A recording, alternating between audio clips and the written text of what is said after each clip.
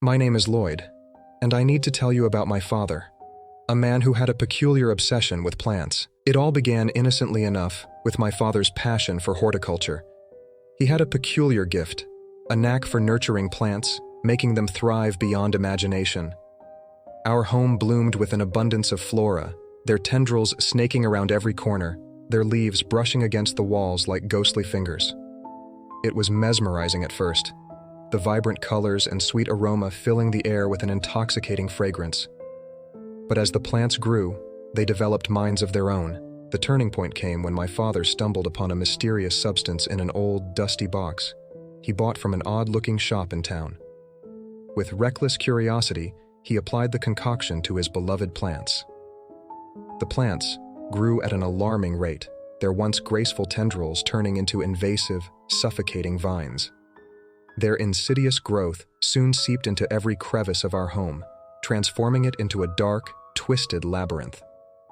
The verdant invaders became a problem, more than just a nuisance. Their rapid growth was relentless, breaking windows, cracking walls, and snaking through the floorboards like relentless serpents.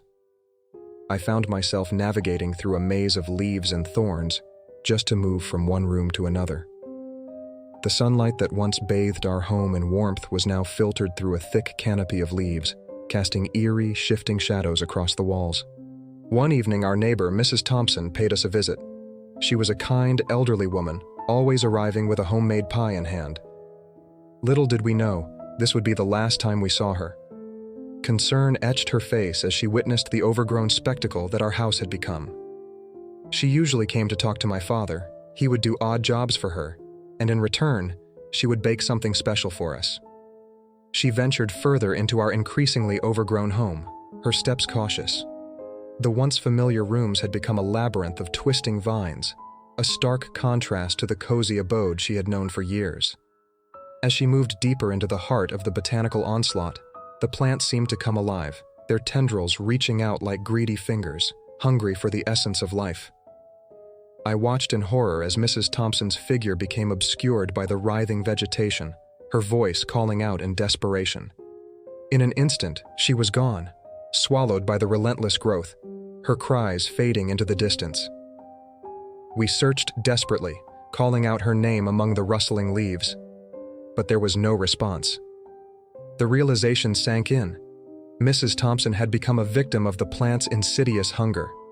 In the days following Mrs. Thompson's disappearance, my father tirelessly combed through the overgrown remnants of the plants, hoping against hope to find a trace of our missing neighbor.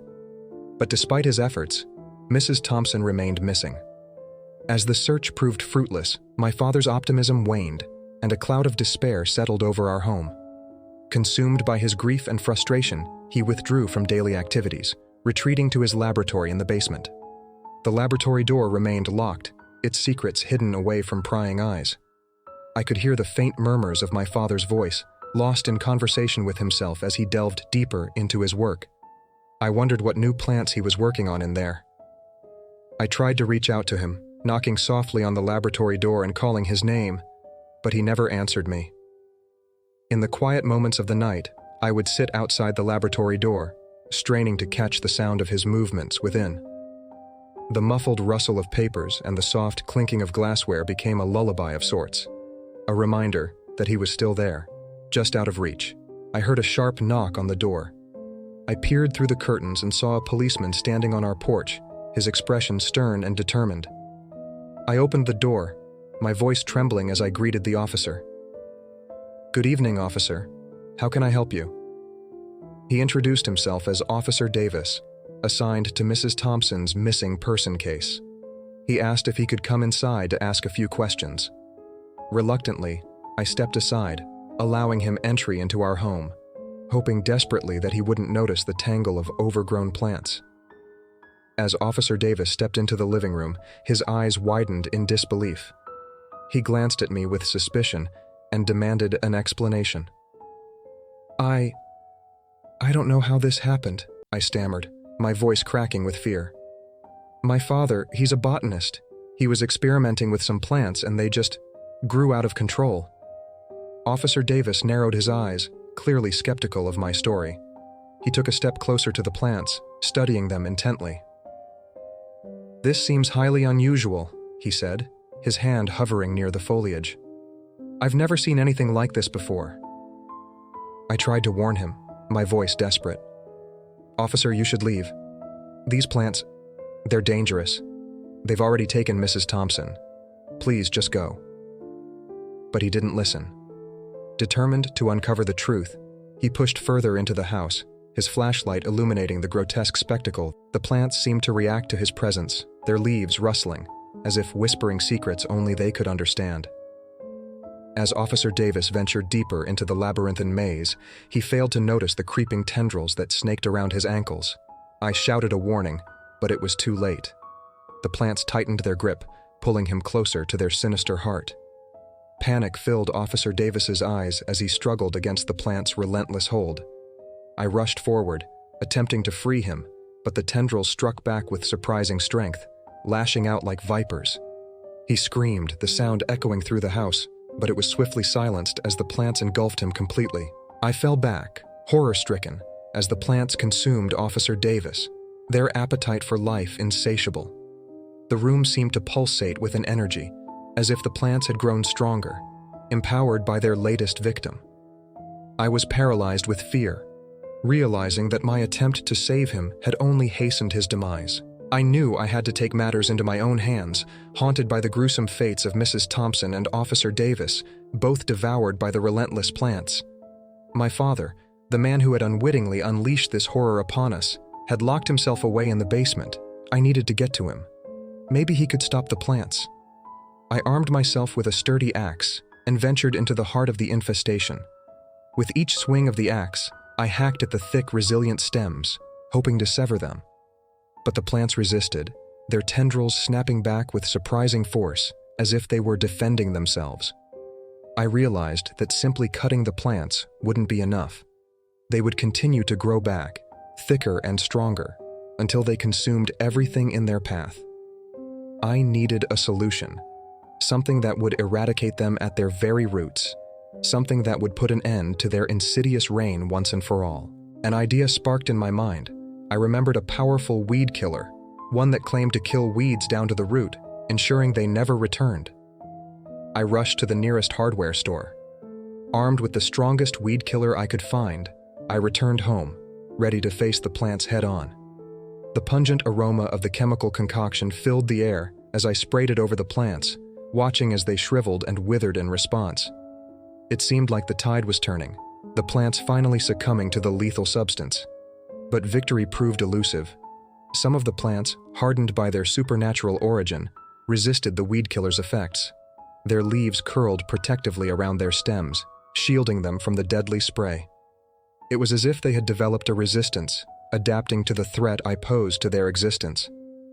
Finally, after what felt like an eternity, the last of the plants succumbed to the potent weed killer. Their once lush leaves now lay limp and lifeless, their reign of terror finally brought to an end. I stood amidst the remnants of the botanical nightmare, panting and covered in sweat. I turned my attention to the basement. I knocked softly on the door, my voice barely a whisper as I called out to him. "Father, it's me, Lloyd. I've dealt with the plants. It's safe now." There was a moment of silence, and then I heard a shuffling movement from within the room. The door creaked open, revealing my father's haggard face, his eyes bloodshot and weary. I gasped in shock at the sight before me.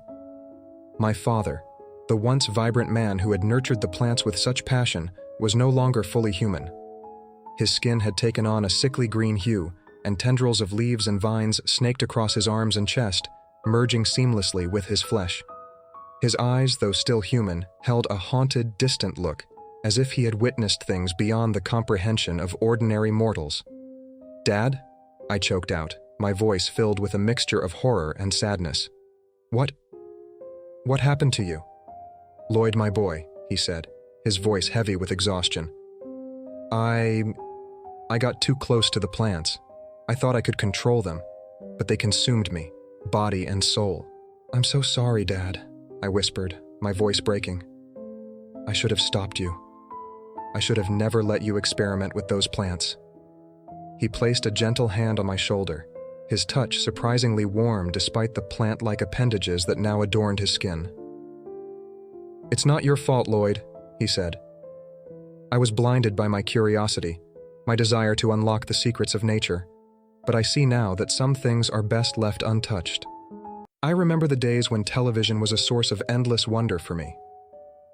Back when I only had access to 12 channels, and each one was a portal to a different world. But there was one channel, Channel 9, that stood out in the eerie corners of my childhood memories. My father decided to place the newly purchased television set in my bedroom.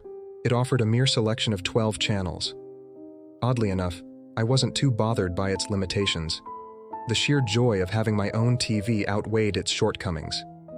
Initially, I settled on Nickelodeon as my go-to entertainment source and happily immersed myself in its programs.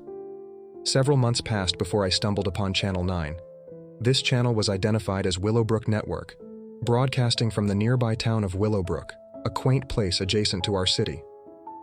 The shows featured on Willowbrook Network were oddly captivating, albeit poorly executed, leaving me perplexed most of the time. As I grew older, reflecting on those peculiar shows, I couldn't help but question my younger self's taste in television. Each recollection of those bizarre programs left me wondering, what on earth was I watching? In retrospect, I find it uncanny how vividly I remember the shows and episodes aired on Willowbrook Network. Such memories continue to baffle me, serving as a reminder of how certain experiences tend to etch themselves into our minds. The channel's limited programming schedule, operating only from 5 p.m. to 10 p.m., likely contributed to its peculiar and unforgettable nature. The remote control was clutched in my hand as I mindlessly flipped through the channels, searching for something to alleviate my boredom. That's when I stumbled upon Channel 9, a station I had never seen before. On the screen, a clown, his face obscured by layers of makeup, sat in a colorful room filled with toys and balloons. He played a cheerful tune on his accordion, his painted grin frozen in a permanent smile. I couldn't tear my eyes away as he danced around, his oversized shoes making squeaky sounds on the floor. The clown introduced himself as Mr. Chuckles and welcomed the children to his show.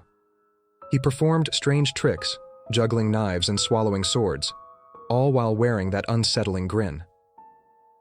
Despite the unease, I couldn't tear my eyes away. The more I watched, the more I became entranced by the bizarre spectacle. The clown played for a bit until there was a sudden, sharp knock on the door. The camera panned up the stairs, focusing on the door where another knock echoed through the empty house. Mr. Chuckles climbed the stairs with a strange, almost mechanical grace. He swung the door open to reveal two young children, a boy and a girl around the same age as me. Mr. Chuckles's painted face lit up with delight as he welcomed the children inside. Their conversation was muffled, the words blending into the background noise. With a sweeping gesture, Mr. Chuckles led the kids into the cellar, a pitch-black space illuminated only by a flickering oil lamp on the table. I strained my ears, trying to catch the snippets of their conversation, but I couldn't make it out. The episode continued, showing the trio playing hide-and-seek. The children giggled nervously as they hid in a closet, their eyes wide with both excitement and fear. Mr. Chuckles, his painted smile never faltering, began to count in a sing-song voice. As the screen faded to black, it left me in a state of unease. School had resumed after the long summer break, and I had almost forgotten about Channel 9 until one weekend when I was at my friend's house for a sleepover. My friend had recently received a TV in his room for his birthday, and we were allowed to stay up late, which for us meant staying awake till after midnight. On that particular night, as we lounged in his room, the temptation to revisit the mysterious Channel 9 resurfaced in my mind. I casually mentioned the channel to my friend, and we both decided to check it out. We scrolled through the channels on his new TV. To our surprise, there it was, Channel 9. The episode had my friend and me glued to the screen, not for its typical entertainment value, but because it was unlike anything we'd seen before on that channel. The use of explicit language in the episode was what initially grabbed our attention. Looking back, I now realize that something was definitely weird about this particular episode. The episode kicked off with Mr. Chuckles talking with a kid around 12, but the audio was muffled and unclear thanks to the poor quality of the recording. It wasn't until the kid started raising his voice that we could make out the dialogue. He seemed to be insisting that it was late and that he needed to go home, and saying he was going to report Mr. Chuckles to his parents and the police. The episode reached its chilling climax as Mr. Chuckles lunged towards the kid, sending the camera crashing to the ground. In the chaos, the screen was engulfed in a storm of static, as if the very signal had been violently disrupted, leaving us bewildered, wondering what had just transpired. After that unsettling episode, I swore off watching Channel 9 altogether. But as December unfolded, I felt compelled to explore the depths of Mr. Chuckles. The last episode I had caught a glimpse of was peculiar, featuring unexpected profanity that hinted at a more mature audience. Despite my reservations, I decided to watch once more. While my dad was preoccupied working on his truck, I found myself flipping the channels, eventually landing on Channel 9. The television screen buzzed with life, illuminating the room, and the show's ominous title, Mr. Chuckles' Underground Lounge, glowed ominously in the darkness, a name that had piqued the interest of law enforcement, or so I had heard. Mr. Chuckles, his painted smile stretched wide, was perched in a chair, his unsettling gaze fixed on the audience. "Hello, kids. Do you want to visit my house? If you do, please write me a letter at this address," he declared, his voice dripping with a disconcerting charm that sent shivers down my spine. The screen then transitioned to a stark white background, featuring multicolored letters displaying the provided address. My dad, unaware of the channel's strange content, saw no harm in it and encouraged my innocent fascination. I meticulously crafted a letter expressing my desire to meet Mr. Chuckles. My dad, perhaps thinking it was all a harmless game, mailed the letter to the address that Mr. Chuckles had displayed on the screen, a decision that would soon come back to haunt us both. It took nearly a week, an excruciating wait before a response arrived. The letter, dated January 31st, 2002, still rests in my possession to this day. Dearest Barney, your letter brought me immense joy, and I am thrilled by the prospect of welcoming you to my house. My house is a lot of fun. We can play games like Snakes and Ladders and Twister. I also have lots of cake ready for when you come over. I hope you like cake. I bake real good. I eagerly await our rendezvous, your favorite clown, Mr. Chuckles. My dad drove us to Mr. Chuckles' house, and to my astonishment, I found the street swarming with police cars. Their flashing lights painted the scene in hues of red and blue, making it impossible to find a parking spot. From the passenger seat of my dad's truck, I caught a glimpse of Mr. Chuckles, not up close but from a distance. He was handcuffed and being escorted to the back seat of a police car. I couldn't fathom what he might have done to warrant such treatment. That day marked the end of my fascination with Channel 9. Despite my initial attempt to find it again, the channel had vanished, leaving no trace behind. The same mysterious disappearance occurred for my friend. He, too, searched in vain for any sign of Channel 9. Now, older and wiser, I steer clear of clowns. I wish my dad was still here, you know? He died a few months ago. And I understand it's a part of life. It happens to everyone. And, I had never visited somebody sick in the hospital before. It's a new experience for me. It's strange. So you get to the hospital, and then somebody who works there says, "Are you here to see?" And you go, "Yeah." And they go, "They're gonna die soon." And you're like, "Yeah, I thought so too. That's why I came." And then they go, "You can go in there and watch that now." And you're like, "Thanks." Personally, I think watching somebody die that you're not trying to kill is weird, you know? So I go to see him, and we end up having quite a lengthy conversation. And then he drops this bombshell on me. I'm wanting him to say, "There's treasure buried in the backyard. It's all yours." But he surprises me with a statement that leaves me utterly astonished. "Me and your mom? Before you dear mom disappeared," my dad said sadly. "We bought a ranch out west some years ago. I'd forgotten about it somewhat, until we got word something has been eating the cows out there. I want you to take care of it for me. Maybe you can find out what's killing those cows." As exhausted as I was, the drive to the farm was necessary. My father had left it to me after all, and with the ongoing issues of cows mysteriously disappearing, I didn't want to waste any more time in the city when I could be here. The farm was now my livelihood. and losing any more cows would leave me angrier than a stirred-up hornet's nest. The farm neighbor, John Fitzroy, had mentioned on the phone that the cows had wandered off to the tree line, and he believed we could round them up. I thanked him for his help and promised to be there shortly. Thinking about it, it struck me as odd that John was out so late. However, the recent disappearances of cows had heightened the tension. Something had to be done, and I wasn't going to stand idly by. Whoever or whatever was causing this chaos would pay for it, one way or another. The old truck coughed a couple of times before finally sputtering into life, and then we were speeding down the dusty dirt road, kicking up a thin brown cloud behind us. When I arrived at the ranch, John, who was already out of his truck, was standing in the middle of the field, called out to me. I navigated the pasture, trying to avoid stepping on countless cow patties. In my sleep-deprived state, I had accidentally chosen my nice boots instead of the mud-caked ones. "John?" I called out into the darkness. "Stay close," John told me, pointing towards the few heifers grazing along the tree line. "The faster we work together, the sooner we can be back home."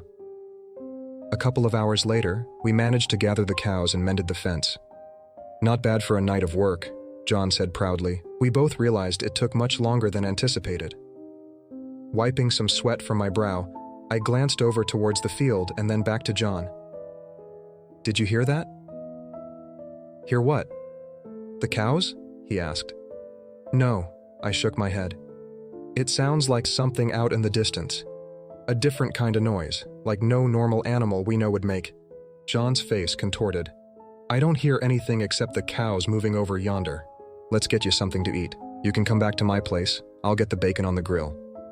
I thanked him. We reached our trucks and sped away, leaving behind a cloud of dust. Following breakfast at John's, he hopped into my truck. Upon our return to my farm, a grim discovery awaited us. I noticed something familiar lying on the front porch. Slamming the truck into park, I hopped out and ran up to it. There, sprawled across the wood, was a bloodied mass, a cow. I held back a gasp, attempting and failing to steady my stomach as it churned. Instead, I bent over and dry heaved. The smell infiltrated everything around me. Blood and guts squirmed and melded with millions of maggots. The badly slaughtered heifer lay there with her black, glossy eyes staring up at the ceiling, tongue dangling from her mouth, large lacerations covering her body, and monstrous chunks missing from the abdominal area. It took all that I had not to vomit. Covering my own nose with the sleeve of my flannel, I motioned for John to follow me inside. I needed to inspect the ranch. The both of us carefully moved throughout each room until we were satisfied that we were safe. Once we both gave the okay, we plopped down on the couch and just stared at each other. Neither of us mentioned the cow still lying outside on the front porch, but I was certain that somehow John knew how it got there. That's when I heard it. The landline in the kitchen. John tried to stop me getting to it. "John, what's gotten into you?" I said, answering the phone. Suddenly the line crackled and a voice came back over the speaker. "Son, I need to speak with you." "Mom, am I glad to hear your voice. There's something strange out here," I said. "Something is eating the cows, and there's a dead one on the porch. That's what I wanted to speak with you about." "No!" John tried to prise my fingers off the landline. "Let me tell him, John," my mom shouted through the receiver. "I know what's killing those cows. It's me. I'm in the barn if you don't believe me. John keeps me here. John knows far more than you could ever imagine. John knows everything, and he did nothing to help me. I'm a monster, horrible monster that eats cows."